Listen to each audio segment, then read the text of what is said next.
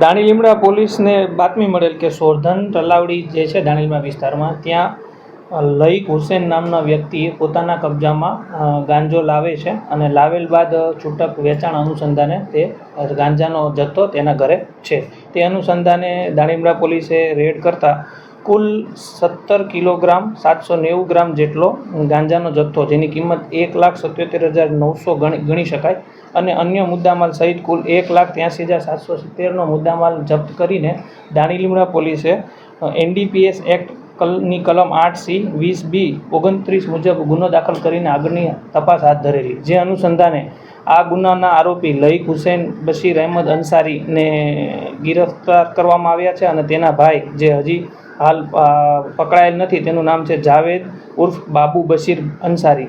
બંને ભાઈઓ છે, અલગ અલગ જગ્યાએ રહે છે અને જે આ ગુનામાં વોન્ટેડ છે જાવેદ ઉર્ફે બાબુ બશીર અંસારી, તે આ જે ગાંજાનો જથ્થો હતો તે લાવેલા હતા અને લઈકના માધ્યમથી તે છૂટક વેચાણ કરવાના હતા.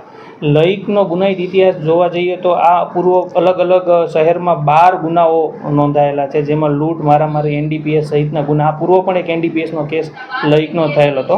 આ તપાસમાં દાણીલીમડા પોલીસ ખાસ એ જોશે કે આ મુદ્દામાલ જે જાવેદ છે તે કોની પાસેથી લાવેલ હતા અને લઈક આ પૂર્વ પણ NDPSના ગુનામાં જે ધરપકડ થયેલ છે તો કોને કોને આ વેચે છે, અને જે ગાંજાનો જથ્થાનું જે એક ગાંજાનું જે યુઝ થાય છે તેને જળમૂળથી નાબૂદ કરવા માટે દાણીલીમડા પોલીસ આ તપાસ હાથ ધરશે અને આ ગુના અનુસંધાને જે લોકો ખરીદતા હશે તેને પણ આઈડેન્ટિફાઈ કરીને મેક્સિમમ લોકોની ગિરફ્તાર કરીને જે આ NDPSનું જે ચલણ છે તેને નેસ્ત નાબૂદ કરવાની કોશિશ કરશે. બેકગ્રાઉન્ડ શું જાણવા મળ્યું છે? આરોપી છે કામ ધંધો શું કરે છે? માત્ર આ જ ગાંજો વેચે તે છૂટક મજૂરી કરે છે અને પ્રાથમિક લેવલે તપાસમાં જાણવા મળ્યું છે કે તે ગાંજો લાવીને વેચાણ કરવાનું કામ કરે છે. આના ભાઈનો કોઈ ગુનાહિત ઇતિહાસ? જાવેદનો પણ એક NDPSનો એક ગુનો તેના વિરુદ્ધ એક નોંધાયેલો છે. બંને ભાઈઓનો ગુનાહિત ઇતિહાસ છે. કયા કયા વિસ્તારોમાં વેચતો હતો, કોને વેચતો હતો, તે હાલ તપાસ ચાલુ છે, તેની પૂછપરછ. આ તપાસમાં અન્ય કોઈ વ્યક્તિઓને પણ એ વેચતા હશે તો તેને પણ જલ્દીથી જલ્દી આઈડેન્ટિફાઈ કરીને તેની પાસેથી પણ જથ્થો જો મળશે તો કબજો કરવામાં આવશે અને ગુના અનુસંધાને તેઓની અટક કરવામાં આવશે.